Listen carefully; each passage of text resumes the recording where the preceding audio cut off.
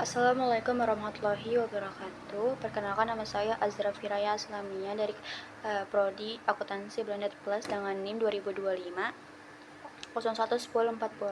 Di sini saya akan membahas materi pada sesi ke-6. Pada pembahasan kali ini akan membahas dua jenis struktur pasar yang sering ditemui dalam kehidupan sehari-hari, yaitu pasar persaingan monopolistik dan pasar obligasi. Yang pertama, pasar persaingan monopolistik. Pasar ini ditandai dengan banyak perusahaan yang menjual produk sejenis, tapi tidak benar-benar sama. Setiap perusahaan berusaha menampilkan keunikan agar produknya terlihat berbeda di mata konsumen. Contoh yang mudah adalah restoran cepat saji, seperti burger. Banyak restoran yang sama menjual burger, tetapi masing-masing punya ciri khas sendiri. Ada yang unggul di rasa, ada yang menonjolkan harga lebih murah, ada juga yang berfokus pada promosi atau konsep pada tempat yang menarik. Dalam kasus perusahaan X, meskipun produknya sama-sama burger seperti kompetitor lain, mereka tetap melakukan berbagai strategi agar terlihat berbeda. Misalnya dengan menciptakan rasa khas, menu unik, kualitas bahan yang lebih baik, atau promosi yang lebih menarik. Inilah yang disebut diferensiasi produk. Diferensiasi produk sangat penting karena menjadi cara utama perusahaan untuk mempertahankan pelanggan. Ketika konsumen merasa produk dari perusahaan X punya keunikan tersendiri, mereka akan lebih loyal dan tidak mudah berpindah ke pesaing lain. Bahkan seringkali konsumen rela membayar sedikit lebih mahal ketika produk tersebut sesuai dengan selera mereka. Di sisi lain, dari sisi harga, perusahaan dalam pasar persaingan monopolistik memiliki kekuatan menentukan harga, tetapi kekuatannya terbatas. Mereka memang bisa menaikkan harga sedikit karena produknya tidak identik dengan pesaing. Tetapi jika dinaikkan dengan terlalu tinggi, konsumen bisa dengan mudah pindah ke produk lain yang mirip.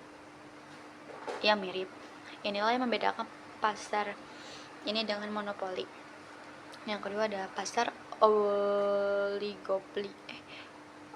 Tadi ternyata bukan obligasi, ternyata pasar oligopoli. Pasar oligopoli ditandai dengan jumlah perusahaan yang sedikit, tetapi masing-masing memiliki pengaruh besar terhadap pasar. Keputusan satu perusahaan akan sangat mempengaruhi perusahaan lainnya. Contoh nyatanya di Indonesia adalah industri telekomunikasi, seperti Telkomsel, Indosat, dan XL. Jumlah pemainnya tidak banyak, namun mereka menguasai sebagian besar pasar. Ciri utama pasar oligopoli adalah tergantungnya antara perusahaan. Misalnya, ketika satu perusahaan meluncurkan paket internet murah, perusahaan lain biasanya akan segera merespon dengan paket yang mirip. Hal ini dilakukan agar tidak kehilangan pelanggan. Selain bersaing, perusahaan dalam pasar oligopoli juga sering bekerja sama, misalnya dalam pembagian infrastruktur atau frekuensi jaringan.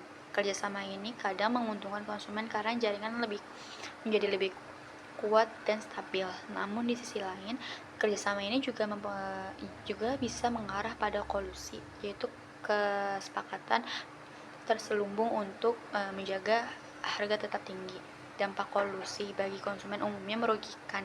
Harga layanan bisa menjadi lebih mahal, pilihan produk terbatas, dan inovasi berjalan lebih lambat karena perusahaan tidak merasa tertekan oleh persaingan yang kuat.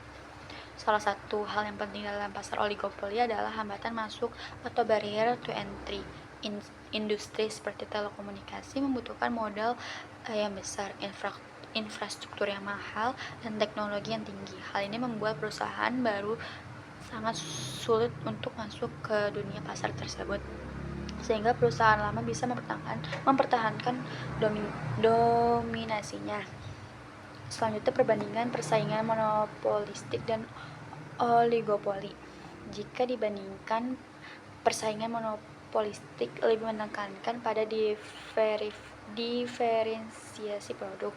Perusahaan berlomba-lomba untuk membuat produk untuk memperlihatkan mereka ini agar terlihat unik melalui merek, desain, rasa, atau layanan. Contoh nyatanya adalah industri makanan dan minuman seperti mie instan dengan berbagai merek dan varian rasa. Sementara itu, pasar oligopoli dikenal dengan kekuatan harga dan price rigidity. Perusahaan cenderung menjaga harga tetap stabil karena takut memicu perang harga yang bisa merugikan semua pihak. Persaingan biasanya lebih fokus pada inovasi, fitur, dan layanan tambahan. Pasar oligopoli tidak selalu buruk bagi konsumen.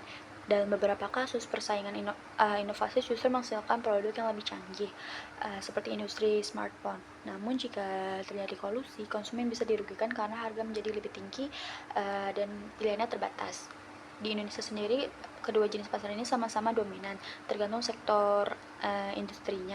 Oligopoli banyak ditemukan di sektor strategis seperti telekomunikasi, perbankan, atau otomotif. Sementara persaingan monopolistik banyak ditemui di sektor retail, kuliner, dan jasa. Dampak teknologi terhadap kedua pasar ini, perkembangan teknologi dan digitalisasi juga sangat mempengaruhi kedua jenis pasar ini. Dalam pasar persaingan monopolistik, teknologi membantu perusahaan menciptakan efisiensi baru, memahami perilaku konsumen melalui data, dan meningkatkan efisiensi operasional. Dalam pasar oligopoli, teknologi menjadi senjata utama persaingan. Contoh nyatanya adalah industri transportasi daring seperti Gojek dan Grab. Mereka bersaing bukan hanya lewat harga, tetapi juga melalui fitur aplikasi